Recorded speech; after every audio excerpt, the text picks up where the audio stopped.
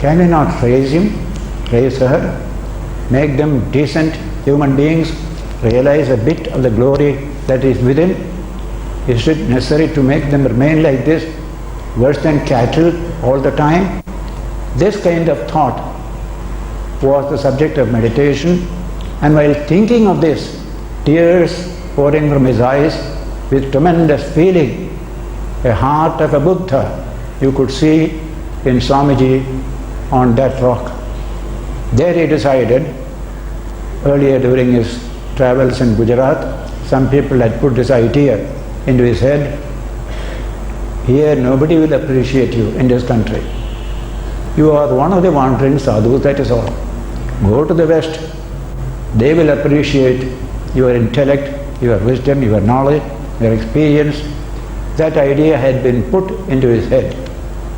In the course of wandering up to Kanyakumari, that took root, that took a specific form, that there is a Parliament of Religions in Chicago, September 11, 1893. You can be the representative of Hinduism there. But our people are so impractical, we did not send him as a delegate. You must have an association, pass a resolution, we send so and so as a delegate of Hinduism to America. We never did any such thing. Swamiji also never did any such thing. He just, when Pramarola writes beautifully, he said he knew I have only to go to win. I did not worry further. That feeling was there. Holy Mother also wrote a letter to her that all the show going on there is for you. You go, I bless you. Sharada Devi, that blessing. Ramakrishna also gave a vision to him at that time.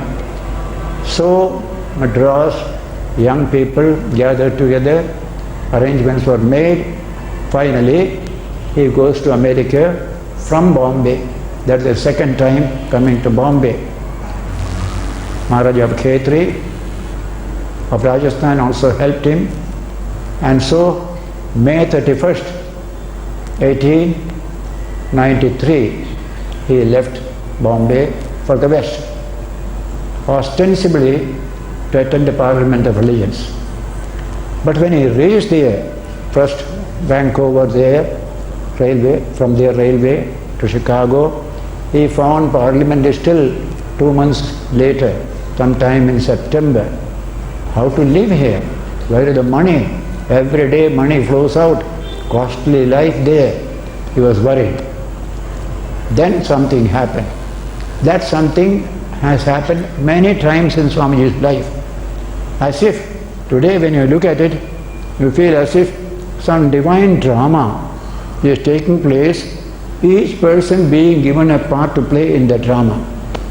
That you can see in many cases. One such case is coming now. Somebody said, go to Boston. It is cheaper to live there these 2 months. So he said, okay, we shall go there. He also learned that he is not a delegate, so you cannot get admission to Parliament. That also he heard. Everything was chilling in a foreign country. Under the British rule we were. There is no free government of India to help. All alone. Only his intellect, his spirituality, his courage, that alone was there to help him, and the blessing of Sri Ramakrishna. So he travelled by train to Boston. He was a professor in the train. He was the professor of Greek in Harvard University, Professor Wright. He took interest in him, found a wonderful scholar. So they talked all the way. He said, you be my guest in Boston. All the better, I have no place to go. So he became a guest there. Talks went on. He was so impressed by Swamiji's brilliance, broad views.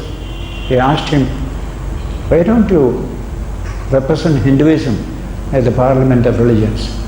I do want to represent, but they said, I have no credentials. I have no credentials. Swamiji said. Then Professor Wright made a famous remark. It is there in the life of Vivekananda. To ask you for your credentials It's like asking the sun its right to shine. He did not merely say in words. He took pen and paper, wrote a letter recommending Swamiji to the Parliament of Religions Committee. In that letter, you find one sentence. Here is a man more learned than all our learned professors put together. That is the impression Swamiji created on Professor Wright. He and his wife remained Swamiji's friend up to the end of their life. So much. So later Swamiji started back to Chicago. Where to stay in Chicago, he doesn't know.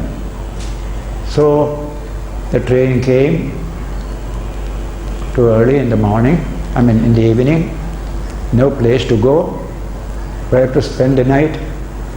A box was lying there in the railway yard for goods. He entered that box and slept there, just like in India. Just imagine, a day later, he is going to what you call, electrify the whole world by his speech. But the previous day, he is absolutely a beggar, lying quietly, unknown, in a small box, railway box. So morning, got up, became very hungry, started begging here and there. Begging is not allowed in America. They insulted him, get out from here, go, like that. Then comes again a second drama, divine drama. He sat on the roadside under a tree. One lady from across looked and found a strange type of person. She was attracted to go to him to ask him who is he. That was Mrs. George W. Hale, the Hale family, Swamiji's eternal friends, they remained thereafter. She came, are you a delegate to the Parliament of Religions? Yes, I have forgotten the way, I don't know anything. She took him into the house, gave a bath, dress, food, everything, and drove him to the Parliament of Religions, where they had arrangement for the delegates to stay. This one lady and her husband and children, they became Swamiji's eternal friend. It is as if God has appointed them to play this part, and He had appointed George Wright to play that part. Many more such cases will come later on. Now comes the Parliament of Religions. The house in which he stayed, the granddaughter of that owner of the house has written her reminiscences of Vivekananda in her house. Most beautiful, very inspiring. She was a girl of 5 or 6 at that time. Swamiji used to play with her and talk to her about India and all that. I also met her in Chicago. I heard her lecture, my reminiscences of Swamiji. There you get a wonderful picture of Swami Vivekananda. What impression he creates on anyone with whom he comes in contact. There is actually a book, Reminiscences of Vivekananda, by Eastern and Western people. It is worth reading. How greatness is so compelling. In spite of you, you are attracted. A college girl hears a Vivekananda who was in Chicago is coming to my town to speak. She became excited. Then she will come to my college also to speak. Becomes more excited. No, he will stay next room. Became still more excited. And she writes her reminiscences. I have forgotten what all he said, but his personality I can never forget. Such things you will get in that book. So now Parliament started. It was meant to be a Parliament of Religions. Thousands of delegates from all over the world have come. Swamiji had no delegation, but Wright's letter got him the opportunity to be included as a delegate. Everybody sat, huge hall, and there Parliament began. First, welcome to the delegates, and the delegates replied to that welcome. Swami was asked from morning onwards by the President, Dr. Barrows, you speak. He has never spoken before. He had once spoken in Hyderabad just in February before going to America. Otherwise, he was not a speaker. He said, not now, not now, not now. Morning over, afternoon came, nearly 4 p.m., now or never. Then Swamiji said, okay, I shall speak. Then he stood before the podium, just looking around the whole audience with a prayer to Goddess Saraswati in his heart. He addressed the whole audience as sisters and brothers of America. It was like a magic. The whole audience started clapping, clapping, clapping for 2 minutes. They had never heard this kind of thing, that we are all sisters and brothers. He spoke from the heart. He spoke from the heart of Indian culture. Others only spoke of ladies and gentlemen the usual way. After 2 minutes, first he thought, have I committed a blunder? People have become excited. Then he understood. He has entered into their hearts. Then for 5 minutes, a brief speech, reply to the welcome to the delegates. That is the speech. Every child in India must memorize that speech. Just a para. Sisters and brothers of America, it fills my heart with joy unspeakable to respond to the welcome that is given to us.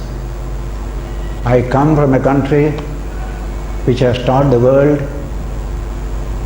tolerance and universal acceptance. We have in our bosom all religions, early Christians, Parsis, all who came as refugees, India welcomed them. That is the religion to which I belong. I am representing that here. Then he quoted the Gita shloka, Ye yatha mam prabhadyante, from through whatever paths men come unto me, I receive them through those very paths. And in the end he said, there is so much persecution, intolerance, violence in the name of religion. But I am hoping that the bell that tolled in honor of this convention this morning shall be the death knell of all such persecution in the name of religion. Let us hope so. That is the first lecture. That was enough. He had captured the American mind and heart thereby, because the best minds and hearts were in the audience. And through newspaper reports, glowing reports, the rest of America also came to know this. Vivekananda was undoubtedly the greatest figure in the Parliament of Religions. After hearing him, we consider how foolish it is to send missionaries to this learned nation. It is better they send missionaries to us than we to them. One newspaper wrote like this. All the papers were of this nature, full of praise, but the bigoted Christian missionaries, they never liked it. They tried to blacken him all through. Throughout his 4 years' life in America, even later coming to India, this blackening process continued. Today's Christians are ashamed of it, but at that time, such fanaticism was there, such narrowness was there. India is only a land of heathens. There is absolutely no culture. That is how they taught the American people, that Hindu women throw their children to feed the crocodiles in the Ganges. Such books are written for children's education in American schools. You can see them in some of the recent books you will find. So Swamiji showed India in a new light. This is the great country. Then he read a paper on Hinduism. Another day he spoke on Buddhism. So many times he was called upon to speak. And one particular event is when one speaker is speaking, rather prosaic audience begins to leave. then immediately the president will get up. At the end, Vivekananda will speak a few words, and all will sit down. And the papers wrote, the chairman knew how to keep the best audience together by mentioning Vivekananda's name, that is all. So, from 11 September to 27 September, series of sessions, he spoke. All of them you get, the complete works of Vivekananda, volume 1, the beginning itself, Chicago Addresses. One paper on Hinduism. The profoundest truth that he uttered there, which fell like a bombshell in the Christian world in America at the time, was quoting from Shvetashvatara Upanishad, addressing all humanity as children of immortality, not children of sin. It is a sin to call a man so. It is a standing libel on human nature. Call up the divine that is within. This is the way India presents the nature of the human being. In the West they are taught you are all born sinners. The only way is to believe that Jesus' blood will save you. That is the sum and substance of that religion. And this is the first time they were hearing this great message from the Upanishads, that I am quoting that famous shloka, Shunvantu Vishve Amritasya Putraha Aye Dhamani Divyani Tastuhu Vedahametam Purusham Mahantam Adityavarnam Tamasat Padastat Tamev Viditva Adimurtimete Nanya Pantha Vidyate Ayanaya. Hear me, ye children of immortality, all over the world. The message is not confined to India or to Hindu. Vishve Shunvantu, let the whole world listen. I have a great message to convey to you, even to the gods and angels in heaven. Let them also listen. That is the first sentence. Where from you got this message? From books? From hearsay? No. Vedahametam. I have known it. I have realized it. Vedahametam. What is the truth? Purusham Mahantam. The infinite man behind the finite man. Physically we look finite, limited, truncated, but within us is an infinite dimension. The infinite Atman shines in every one of us. That is the great teaching of Vedanta. So, Purusham Mahantam, Aditya Varnam, luminous like the sun, Tamasat Parastat, beyond all darkness and delusion. And the Upanishad did not stop there. Believe me that you have the divine within, then you will be saved. Upanishad did not say. Try to realize it for yourself. Believing in somebody else is not going to save you. So, Tameva Viditva Atimurtimeti Nanya Pantha Vidyate Ayanaya. Realizing this truth hidden within you, then alone you can save yourself from death and delusion. There is no other way. There is no other way. Nanya Pantha. No other way. No other way. Realize this truth. Swamiji spoke this language. It was like a bombshell on that audience. The first Vedantic bombshell, I call it. Creating thinking. What is this? Today's science speaks of human uniqueness. Sir Julian Huxley, biologist, has written a book called Human Uniqueness, Uniqueness of Man. Man is unique in more ways than one, he has said there. At that time, it was not there. Man is a sinner, absolutely down and out. That's all. Only believe in a particular dogma, then you will be saved. The whole thing was turned upside down. Everybody wants to hear this message. America itself is a land of freedom. Americans believe in themselves. They don't believe they are sinners. Fortunately, they don't believe. Therefore, they could develop their nation. So, this message was carried all over America, rest of the world. Sometime later, it came to India also. This gave the opportunity to Swamiji to enter into the heart and mind of the American people. Invitations came from various towns and cities. Like Chicago, the second city in which a tremendous effort was made was Detroit, where these bigoted missionaries tried to spoil Swamiji's name, make people not to come, but thousands came. Not only so, the governor of Michigan gave a reception to Swamiji. All the distinguished people were there. And Detroit is also famous that it gave two devotees to Vedanta, to Swamiji. One is Sister Christine, the other is the second one. Well, close friends. Christine later on came to India, worked in Calcutta for women, etc., etc. There's a later story. So that is the Swamiji's perception. Town after town, town after town, he went to deliver this message of Vedanta. Originally he thought he could raise funds to work for India's uplift. Later on he found that is no use. Let me give something to these people. They are hungry for it.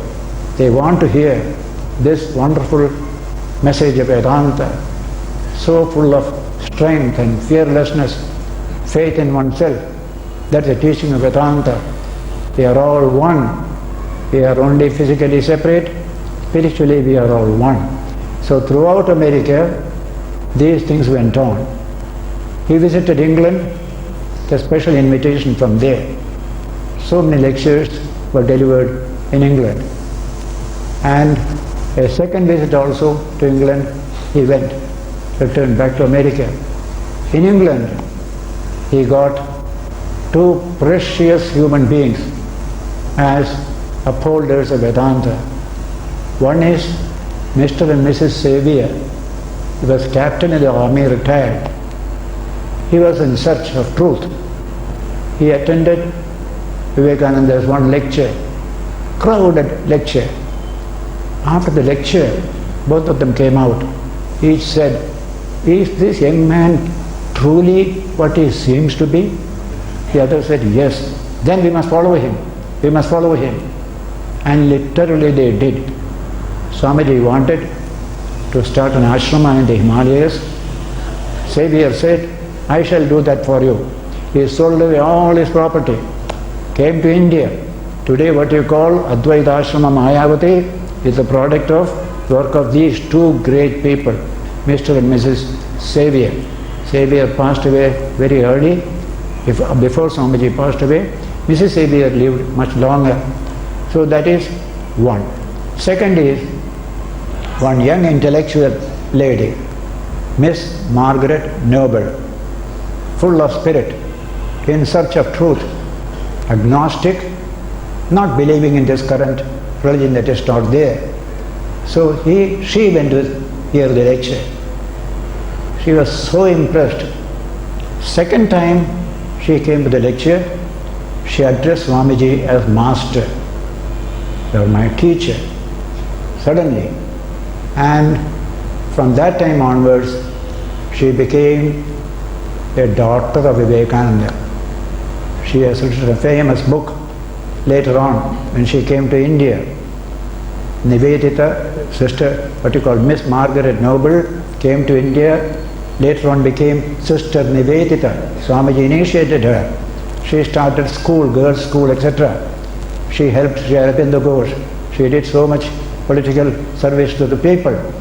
And when she died, Tagore wrote an article in praise of her, that when Nivedita speaks of our India, there is more passion in it than when you and I speak of our India. A foreigner like Nivedita. She is the Loka Mata, the mother of the people. These are all Tagore's words. On Sister Nivedita later on. So England gave these two, one couple and this lady, Swamiji, you want to work for Indian women? I am ready. I will come and educate Indian women. Swamiji was very satisfied. Yes, you are the type we need. a lioness. Our society cannot produce such women yet, but we want you now. So come and welcome.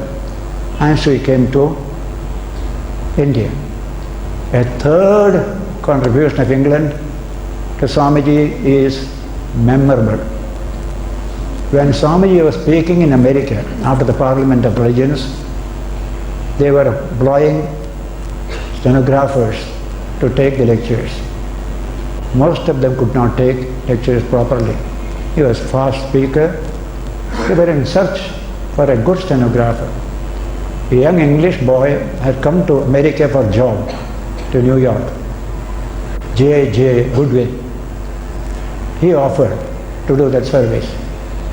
As soon as he was given the job, he could run fast in stenography. As soon as he finished the work, they tried to pay him. No, I don't want any payment. Swami is doing so much work for the world, I will be his servant. From beginning to end, he remained Swamiji's servant, a student and servant. He passed away very early because later on, all the English and American lectures, all the Indian lectures about which I shall tell tomorrow, all this is taken by this J. Goodwin, one single young English boy, dedicated as it were for this cause. Later on, when he came to India, stayed in Madras for some time, came to Ooty, and he passed away 98 or 99. He was hardly 28 years old at the time. Swamiji said, "My right hand is gone." That was the feeling he had. We have erected a memorial in Ooty where he is buried. It took some time to find out where he is buried. Being a poor man, no name is there.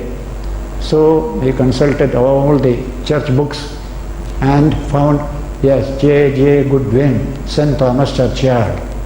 So we took permission from the Archbishop, Calcutta, who was a friend of mine, then the Bishop of Coimbatore, and about 300-400 people joined together, a beautiful memorial where his birth, his death, and Swamiji's poem on him, all that is written there.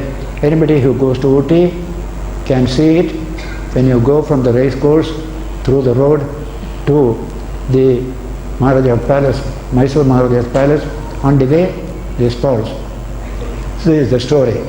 Now in America, Swamiji also published books on Vedanta, Jnana Yoga, Raja Yoga, Bhakti Yoga, Karma Yoga. All these, Jnana Yoga is mostly lectures, Karma Yoga is class talks and writing, Raja Yoga is dictation and taken by Miss Waldo, Emerson's granddaughter, you can say. So many people came together to help Swamiji in the work in America. In the midst of all this very busy schedule of work, he wrote series of letters to India, to workers in this country, to inspire them to create the new India. Those letters are highly inspiring. Tomorrow I shall be telling that among the two books that every youth must read if he or she is to make life really meaningful, purposeful, and not empty, it is these two. Lectures from Colombo to Almora, that is lectures in India, and the other is letters of Vivekananda, especially from 1893 onwards. Up to 1893, ordinary letters. Inspiring letters come from 1893 onwards up to 1902 when he passed away.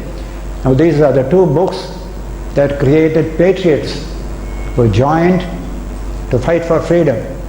Highly inspiring literature. But after independence, people forgot all about it. That's why we are down and down and down, not going up and up. Something is missing in India. That will come tomorrow. So this literature for yogas, all these books, good sale, people want to read more, questions, answers going on. Swamiji did 4 years of work, the best part of his life in America and England. The best part of his life. He knew that the world is hungry for this great thought of India. Earlier, ancient Greeks had turned to India to learn our philosophy. From the Upanishads, so much went to Greece. One writer speaks of Plato being highly influenced by the Upanishads. So, there's an old tradition, Indian thought, going to the rest of the world silently, quietly, without any violence, without any army. India has never gone out to conquer any country during 5,000 years history. Swamiji repeated it again and again. India's contribution to the world is spirituality. It has done it throughout the ages, and in this age it is going to do in a big way, and the Western people are asking for it. They are not thrusting it on them. This is the only message for which India doesn't spend a pie to spread around the world. The receivers pay for it. What must be the nature of that message? Just imagine, in any other religion to convert one person means 20,000 rupees to purchase his soul. But not so Vedanta. I have travelled 15 years round the world. All they paid for it. Not only that, they will pay some more as an offering of devotion, because this is a profound philosophy. They understand it. No one can stand challenge of modern science. And so scientists also like this philosophy, that teaching of the infinite nature of man. In one single sentence, Tat Tvamasi, Tat Tvamasi. You are that, you are that. You are not this truncated physical frame. You are that infinite one. That is Chandogya Upanishad. How many scientists quote this wonderful line, Tat Tvamasi, Tat Tvamasi. You are that, you are that. Today, all over the world, South America, North America, and now the whole of Russia is simply mad to get a little bit of this literature, even a photo of Ramakrishna or Vivekananda. They are not able to get it easily, and most of the books are in English, a few in French, some few in German. Very old times they are published in Russian also. So now there is a real search. Swamiji, when he was in England, he met two great professors, Professor Max Muller, one who popularized Rig Veda in the English translation. He wrote a book on Ramakrishna. First an article, Ramakrishna, a real Mahatma. Second, a book, Life and Sayings of Ramakrishna, from information gathered from Swamiji and others. That is 99. Ramakrishna passed away 86. In 13 years, a life has come in London on Ramakrishna. The other is Deussen, Professor Deussen of Germany. Great lover of India, Sanskrit scholar. He could lecture in Sanskrit. And that Deussen has written a book, Vedanta Philosophy. He was in Bombay 1892 after his visit in India. A farewell meeting, he gave a farewell talk to the people of India. You have a great culture, you have a great philosophy, don't forget it, hold on to it, I request you. Then he said, the Bible teaches, love thy neighbor as thyself. But why should I do so? There is no answer in the Bible. Answer is in the Upanishads. Because you and your neighbor are one. You are essentially one. The same Atman in every being. That is the teaching that is there. This is what Deussen said at that time. Now here you have the wonderful impression made on a German professor and English German professor in England. Max Muller is actually a German. And many intellectuals and others as well. That was the time Swamiji felt, after 4 years, I must go back to India. So many letters went to him. When I was returning, all the time in the West, we want you more here, we want you more here. And he used to reply. In one reply, you find a beautiful sentiment. Says, I am here among the people who love what I teach. I shall certainly come to India. I love India. But what is India, England or America to us? We who believe that you call man, but actually he is God in disguise. I serve him here or there. That's what I am doing here. Like that he wrote. Finally, he decided it is time to come to India. So 1897, January, he left England to come to India. And then the drama that took place in India at that time has been so beautifully described by Monsieur Romarola. When he read about Vivekananda and Ramakrishna, he was fascinated. Tagore also met him at that time. So when he found him interested in India, Tagore told him, if you want to understand India, study Vivekananda. In him, everything is positive, nothing is negative. That inspired him. That brought him to study the literature, all in English. He doesn't know English. He didn't know. His sister knew English. Sister will translate into French. And then he wrote that book.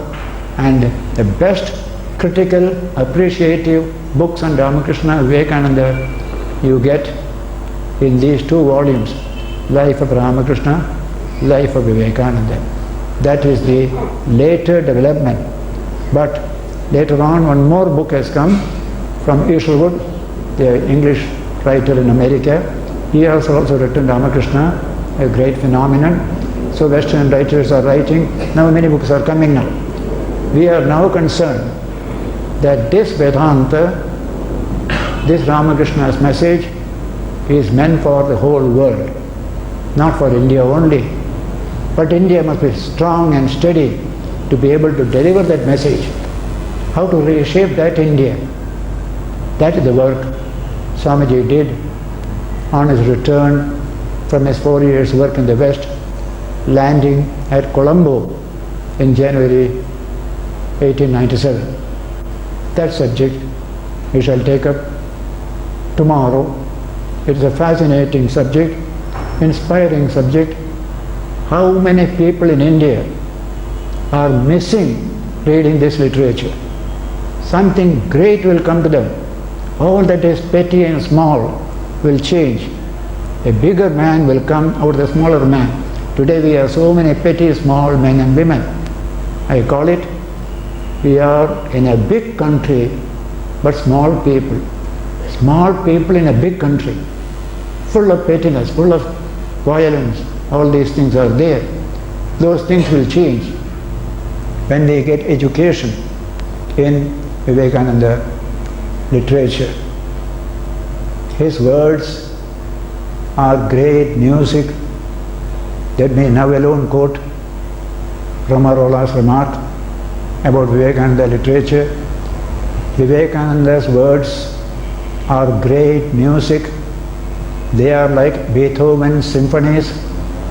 They are like the stirring rhythms of the March of Handel choruses. I cannot touch these words of Vivekananda separated in books of 30 years distance without getting a thrill to my body as an electric shock. And what shocks and transports must have been produced on the people who actually heard them. This is what a foreigner writes about Vivekananda literature. Our people need to be shocked out of all these pettiness and complacencies today. Here is the literature for that purpose.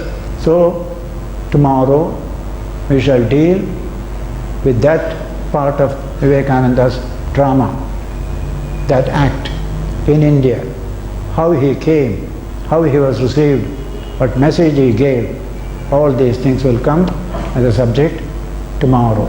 So now, thank you all. Namaskar.